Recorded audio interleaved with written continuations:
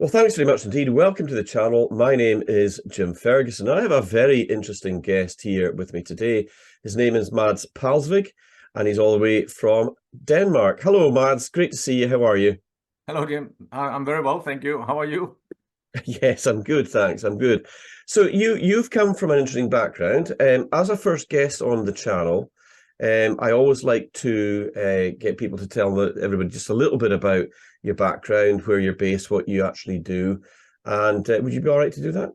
Yes, of course. Yeah, I'm a former investment banker specializing in government bond trading and fixed income, and that means that my field of expertise is in assessing economic policies, the effect they would have on growth, employment, and the wealth creation of the and possibilities of the economy in that nation, and the impact that would have on interest rates, short, midterm, and long-term interest rates. And I had to do that very quickly. We didn't have time to wait for the analysts or the economists or lawyers or anything. I was a trader, so I was not an analyst. I was not a salesperson. I was trading on behalf of my employers at Morgan Stanley and Credit Suisse and Barclays. All right. So, I mean, that was a very senior role. It required very specialist knowledge, and there was presumably a lot of risk and things involved. You would have had to be very acquaint with the markets and what you were doing in that particular role. Am I right? That's correct. And also I had some good connections with London School of Economics and with some professors there. So we would go to have a lot of meetings with central bank governors mainly from the Federal Reserve, but also ECB and other central banks, Scandinavia, Spain, Italy, Switzerland, and so on. So I also had, over a 15-year period, I had drinks and dinners multiple times, private meetings with central bank governors. So yeah, so I'm very familiar with global economic policies and discussing that. Well, that's really interesting because I mean, you and I have ended up sort of having a chat because there was somebody that follows you and somebody that follows me and said, "Hey, you guys should get together and we should have an interview." And I think, just before we came on, we had a little bit of a chat about one or two things. But you're also involved in the political arena, aren't you? Tell us a little bit about that, Mads.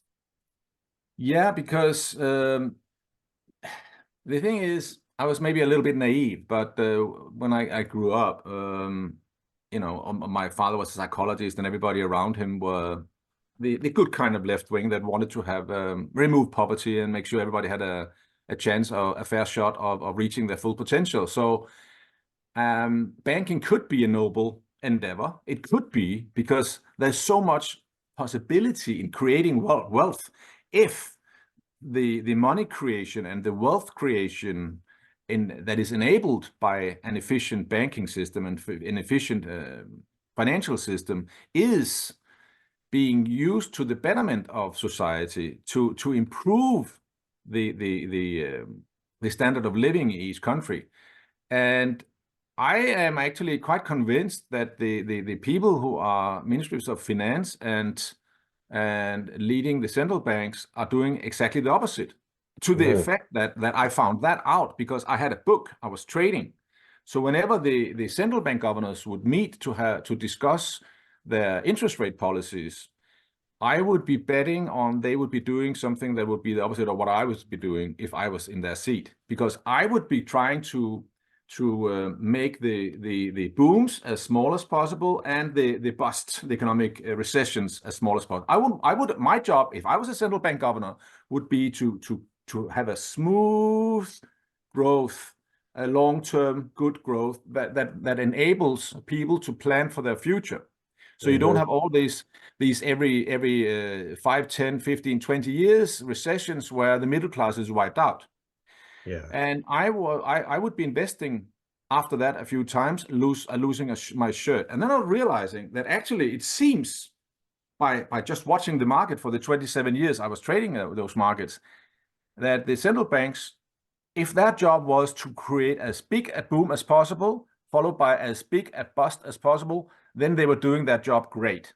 But if their job was to do what I was thinking would be their job, which was to be making sure you don't rock the boat, you don't destroy the middle class, then they have failed miserably. So I would be investing after them doing the opposite of what I would be doing. So I'm not just making this up. I mean, this is what I did for a living over a number of years.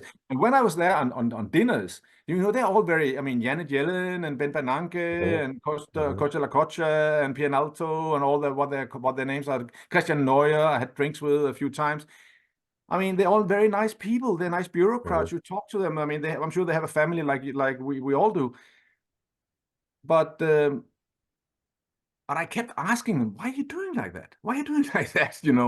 And in hindsight, I think they wanted to find out what we knew, because we had all these dinners, traders, economists, and Federal Reserve and ECB governors. I think they want to find out whether we really knew what they were doing, which is basically, I am 100% convinced now, is to create a little tiny elite like BlackRock, Vanguard, and State Street that just owns it all. They are then happy to pay off a few rich families in each country and then wipe out the middle class. We saw that in the 2008, in the financial crisis. We saw that during the lockdown, where the multinational corporations were allowed to stay open and they closed all the small businesses. And we can even see it now, where I'm one of the people who have been saying that the world is not collapsing. And I just literally today heard my first video with a former trader, a friend of mine sent me, who is the first person I heard who believed that asset prices are going to continue to go up. So we are now two people, maybe you are as well, but I mean, everybody I talk to are saying the world economy is going to collapse. Now, I'm a former trader. If I was wrong for 10 years, 20 years in a row, I would have been fired a long time ago. I couldn't even be wrong more than maybe half a year or a year maximum. But all these people who are saying the economy is collapsing, have they got a date from when they're going to say, okay, I was wrong? Is it in 5 years' time? Is it in 10 years' time? So far, the economy is not collapsing. It's not. And why not? So I am playing devil's advocate. What would I do if I wanted to create a world, a surveillance state where the super elite gets immensely wealthy and destroy the middle class and create this, 15-minute cities, the surveillance state, the 5G, all that, the grid and all that stuff? I would not collapse the economy, because if they collapse the economy, that's a sign we have won. The minute they collapse the economy totally in the entire world, they will collapse a country at a time, an odd country. They will loot Greece, or maybe they will loot Brazil or whatever. No. But if they do it in all over the world at the same time, like in 1929 and to some extent in 2008 and 1987 and so on, if they do that, it's game over. Because do we have farmers? Yes, we do. Do we have food? Yes, the world is abundant. Do we have builders? Yes, we do. Do we have bricks? Yes. Can we build our own houses? Yes. Do we have people with knowledge of how to create money? Yes, we do. We do have some money, some people who know how to create money. We can just print them. In the old days, you printed money in the central bank on a paper note, and now we just type them into a computer. America does not have $200 billion to give to Ukraine. They print them into a computer, and then they just ship the dollars to Ukraine. Most of it they end up being money laundering back into the oligarchs in Ukraine and America. But leaving that aside, so that's why if they were to collapse the economy, they would lose their power, because we would immediately create another system where they couldn't do that, where we would create money to the betterment of society. Because we do have builders, we do have farmers, we have bricks, we have food, we have everything we need. I mean, a country like Denmark, we have 1.5% working in agriculture and fishing, and we produce food for 60 million people. We're only 6 million.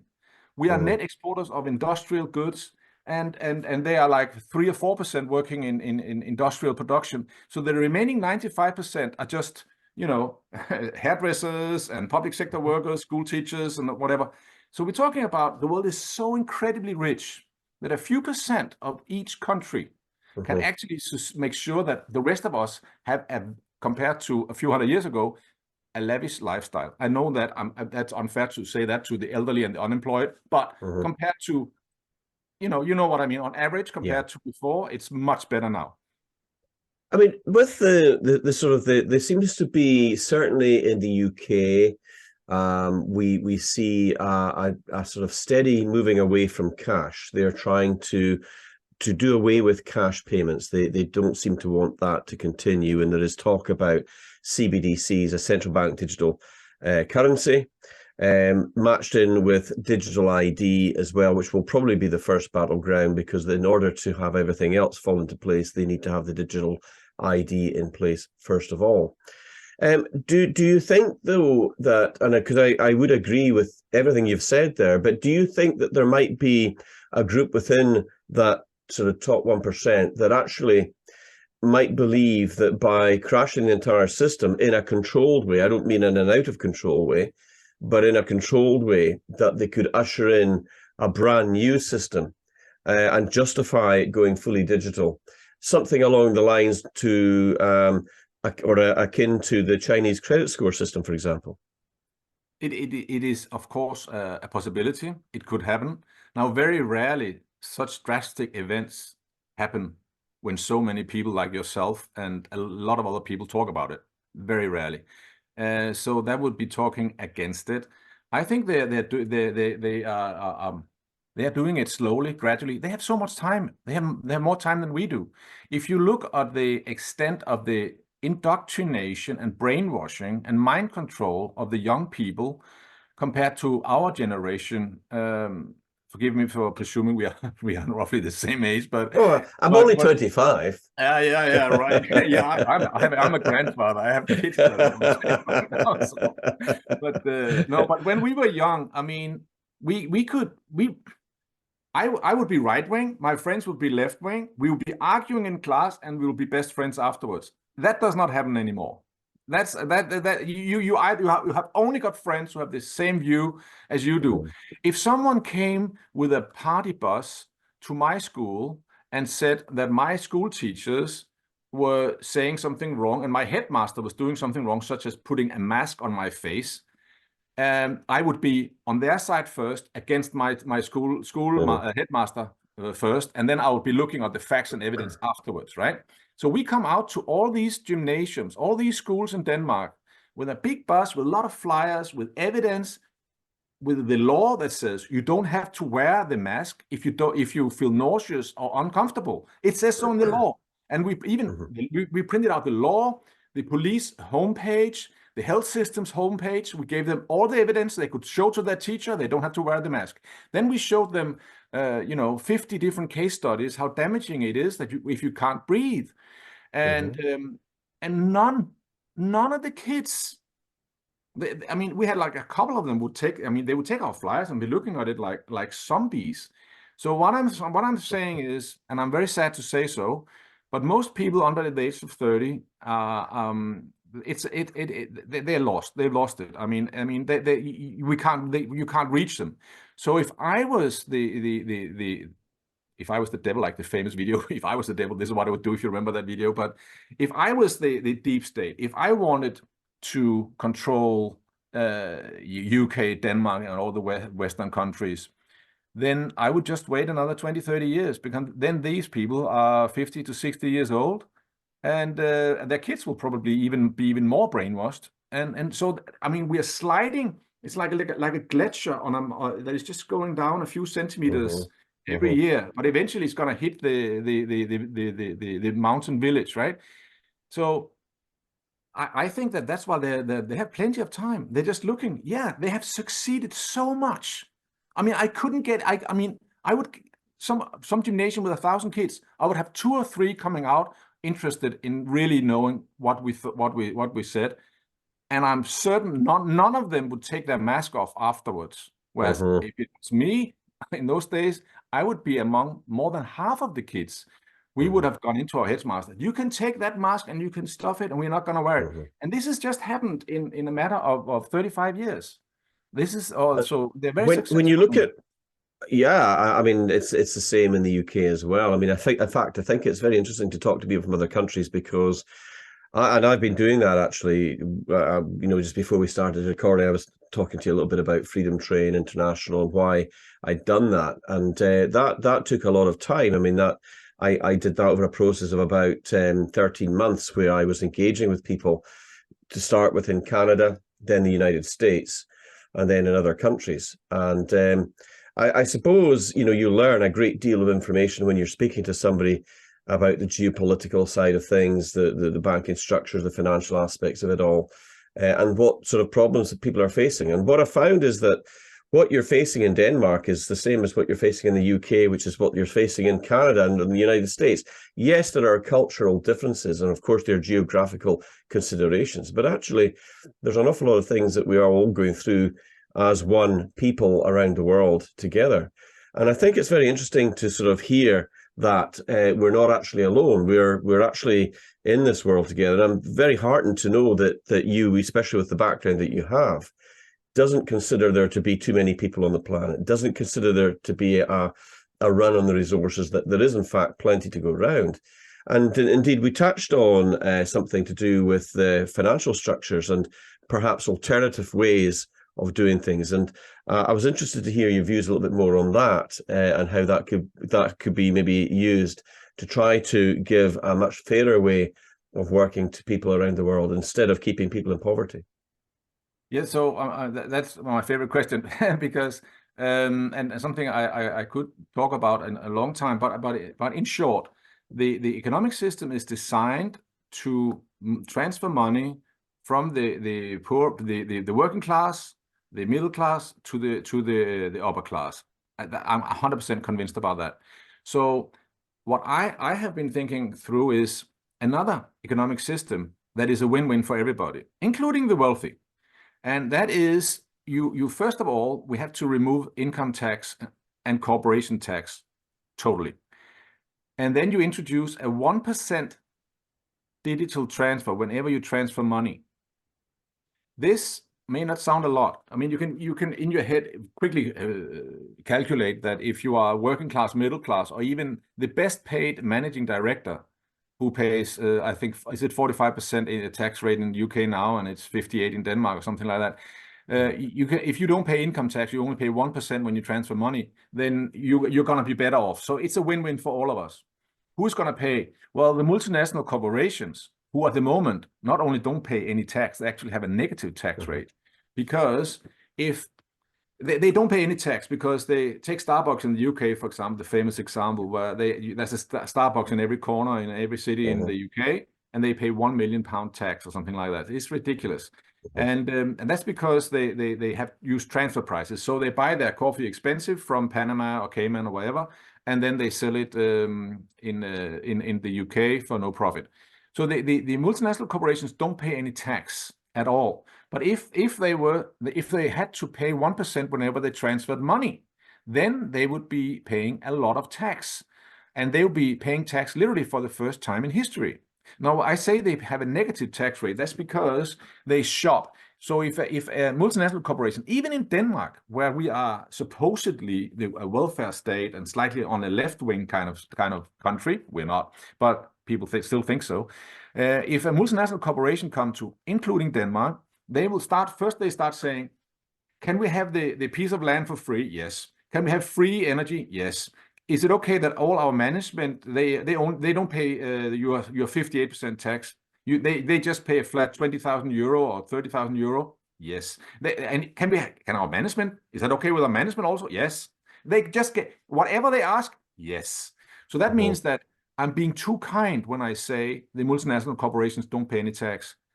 It's not fair, because they have a negative tax rate. So I'm saying we need to level the playing field, because right now the small businesses are paying corporation tax. In most countries, it's around 25%. Multinational corporations pay none.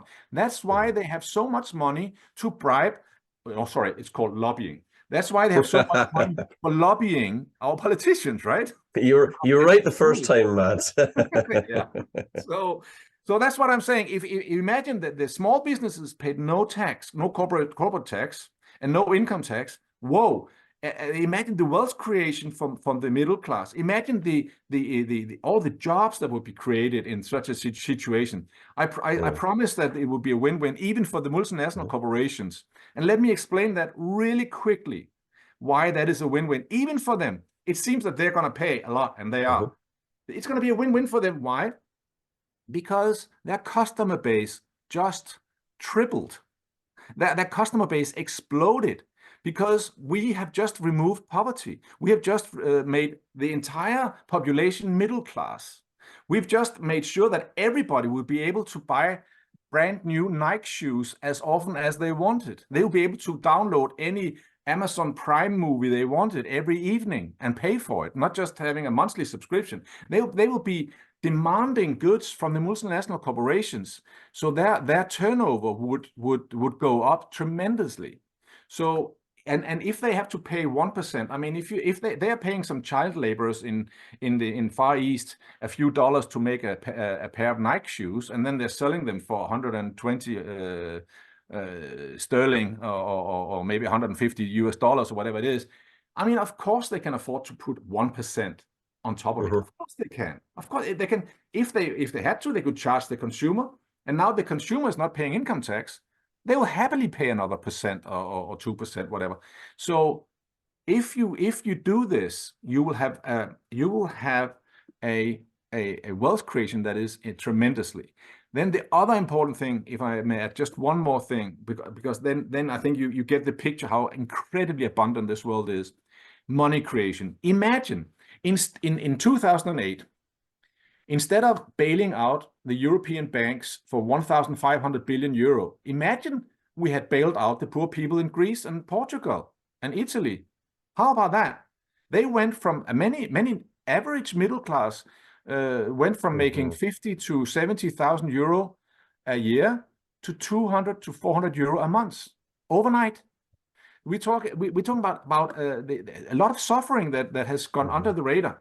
And then again, the lockdowns, they created money for sending home public sector workers. They created money to vaccines and to wars and so on. So what I'm suggesting is we stop all that. We do not create money for war. We don't create money for lockdowns, and we don't create money for bailing out banks. What we do instead is the money creation has to benefit society, either as a citizen dividend. So if you're increasing the money supply every year with 4%, which I'm a big fan of, because they are already. I mean, since 2008, when Obama came into power, there was $8,000 billion, so $8 trillion in circulation. Now there are 34. So that's 26,000 billion more. So that's 26 trillion more. So it's gone up more than 300%. And people, including myself, what is that? 26? I mean, our mind just turned black with such a big number. But I would like to translate how much money it is. And most of that money has gone and been spent on wars, but also lockdowns and vaccines, but mainly wars. So those $26,000 billion, that's $77,000 per capita in the US.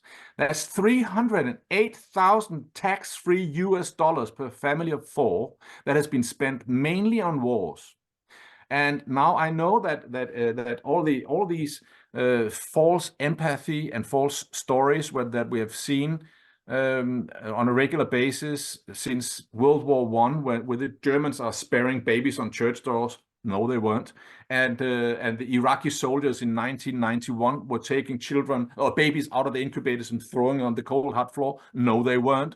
But all these lying stories that the lying mainstream media come with all the time are being used as an excuse to persuade the taxpayer to agree that his or her money creation can be spent instead of citizen dividend to them on new roads, or new schools, or new bridges, or new hospitals, can be spent on bombing poor people in other countries. They don't even know. Most of them couldn't even find these countries they're bombing on a map if people paid them to do it.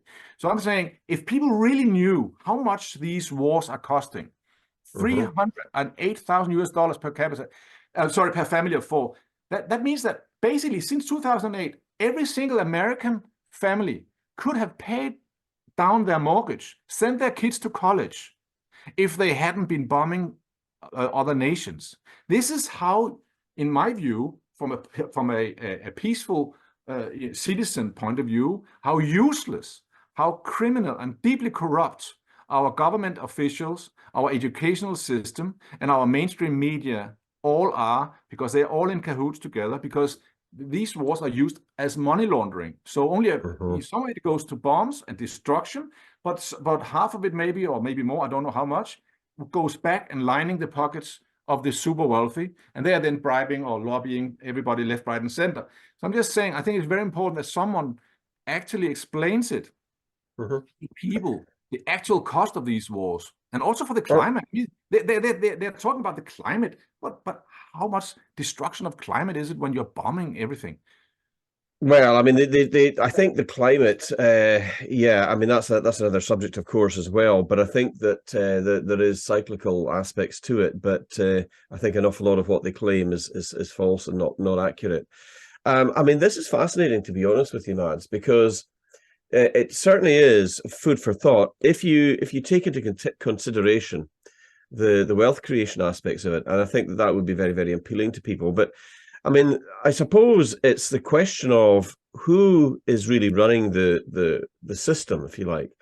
The people that are actually making those decisions, and they're not the politicians. There are much more, I suppose, higher level families and those that are kind of really at the top of the tree, as it were, that may not want to let other people become prosperous. I mean, there is possibly those that just have a negative view of it, and they want all the power and they want all the wealth to themselves. The question, I suppose, for me and for probably a lot of people that will be watching this is, how do we change the system, and can the system actually be changed? And I mean, you're politically active. I mean, we haven't talked too much about on your own party itself, but I mean, are you hoping to try to? I mean, obviously, if you're involved with a political party, then it's because you're hoping to change things. If you can get enough people elected that think along the same lines, is that the case with you? And what about these globalist organizations that seem to have a very negative view or a very dark agenda? Organizations like the World Economic Forum, for example, on the surface of it, they seem to be quite noble. You know, that if you peel back the wording that they use, and they talk about reducing the carbon and sustainability, there is actually more to the meaning of that, and I think people are waking up to the fact that they're actually talking about reducing the carbon. They're actually talking about reducing you as the carbon. So, I mean, what's your view on the globalist movements that exist? And of course, the World Economic Forum is only one of many, but they are certainly probably the financial aspect or the financial arm of the globalist movement. What's your view on that, and how do you see national sovereignty playing out in an increasingly globalized world? I mean, do you take the view, for example, that financial independence for individual countries is a good thing, or do you think we should all be ruled by a one world type system? What's your view on that? I mean, I definitely think that we should have national sovereignty. I think it's a beauty. I think it's a strength that you know, it should be English people in England and Danish people in Denmark, and then it should be organic. If we fall in love with someone from another country, they should be allowed to come there. And if there's businesses and you employ people, that's fine. But it should not be a lot of illegal immigration, which by United Nations own definitions is genocide. If you are immigrating so many people that you're changing the demographic part of the population in a country, it's a genocide. So we shouldn't do that. It shouldn't. What's the situation in Denmark like at the moment? Because I know that there are many countries. Now, I mean, I could go through a whole list of them that are really being deeply impacted by illegal immigration. I agree with you. Immigration itself, legal immigration is one thing. Illegal immigration is a completely other thing altogether. We're seeing it at the English Channel. We're seeing a lot of illegal migrants coming in. They're really coming in en masse there. We also see it at the American southern border.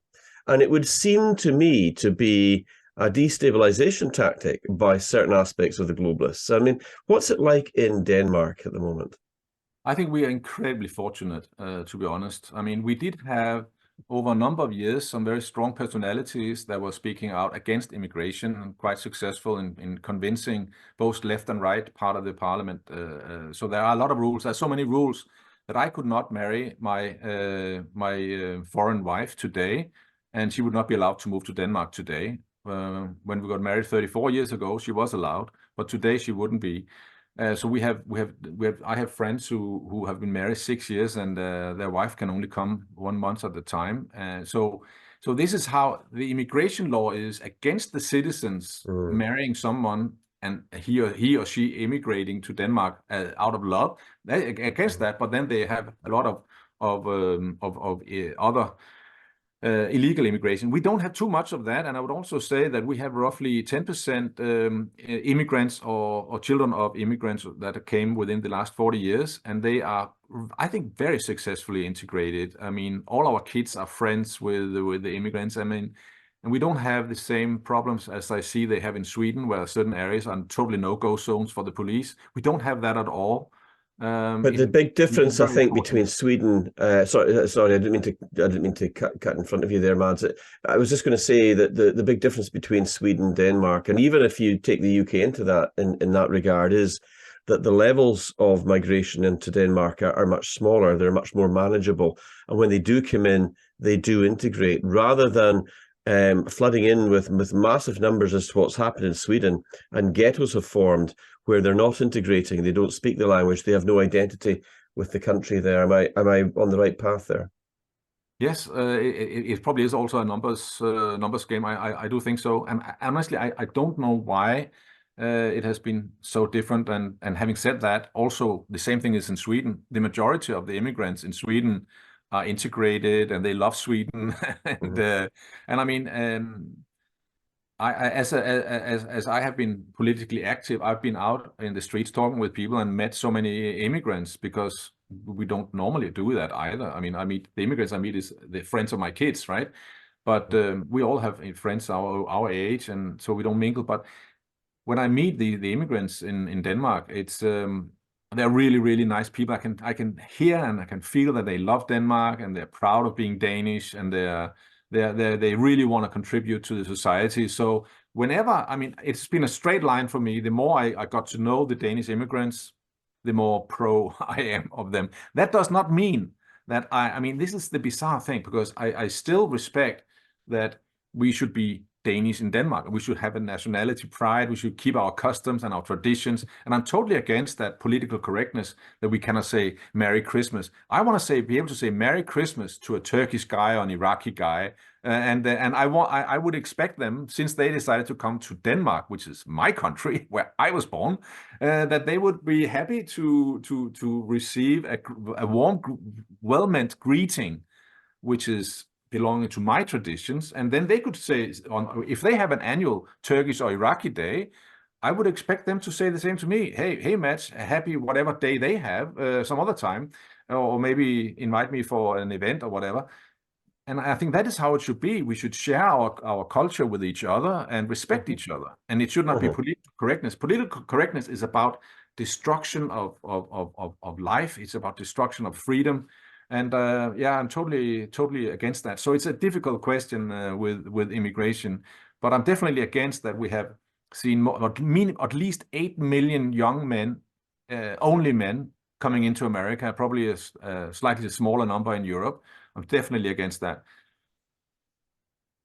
Yeah, I mean, I think that it does go back to sort of manageable numbers, and I think it's a question of trying to make sure that people are managed in a way that they do actually come in and they do actually integrate, and they're actually becoming part of the society. You know, they're learning the things that are important to the people that's in there as well. And I think that there's a great strength to that. I think what we're seeing in the UK in certain areas is for example, there might be a village, a small sort of, you know, hamlet that's maybe got 1,000 people there, and they're putting in like 800 or 900 migrants into that area. I've just recently come back from Ireland, and the levels of immigration in Ireland are on a whole different level. They're even worse than they are in the UK at this present point. And it's actually destroying the fabric and the whole country itself in terms of the people themselves. They're being completely overwhelmed.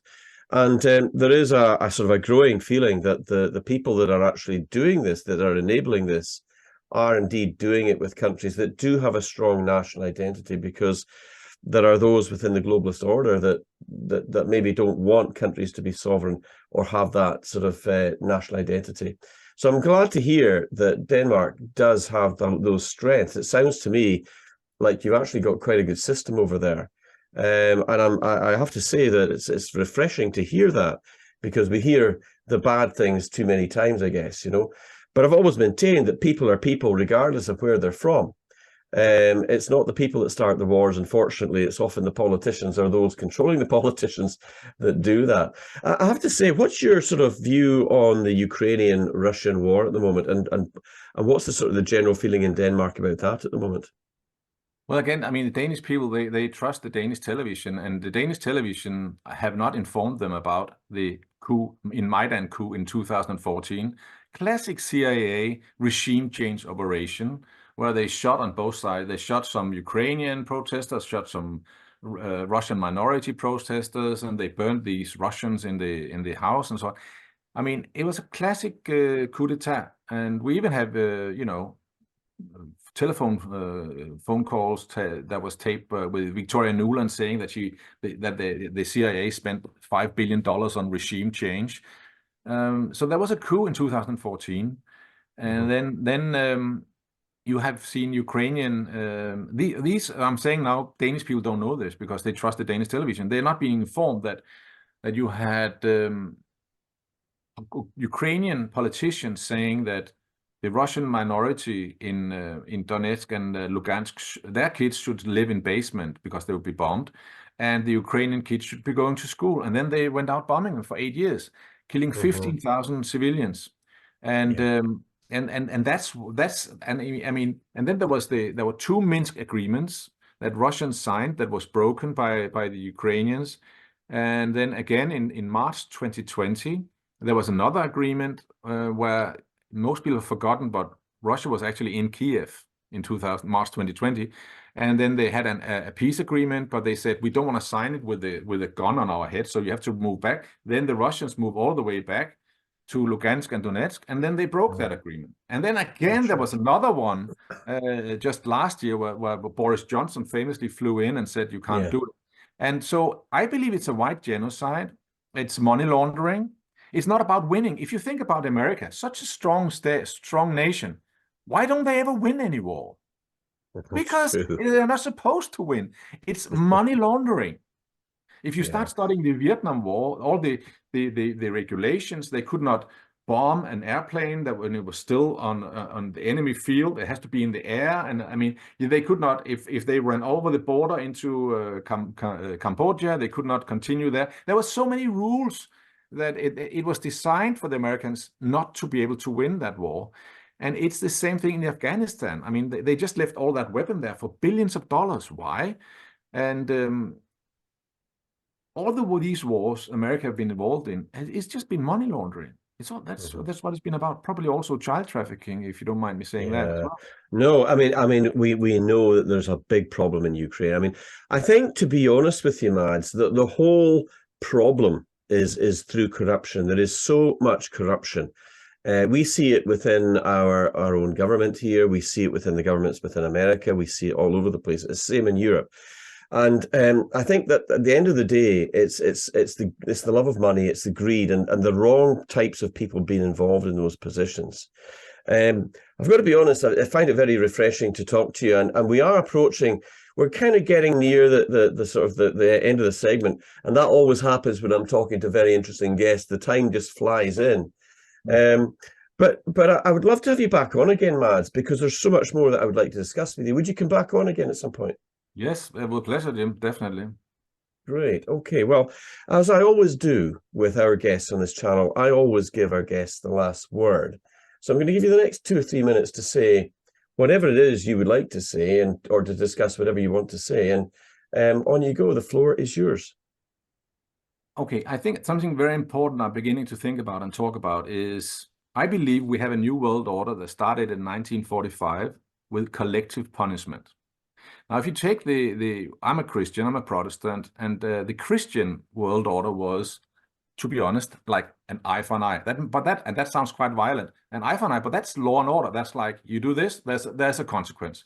But collective punishment is one eye for 10,000 eyes. So that means that you can go back from the murdering of 15 million Germans from 1945 to 1949. That was collective punishment. They killed women and children who had done nothing wrong apart from being German.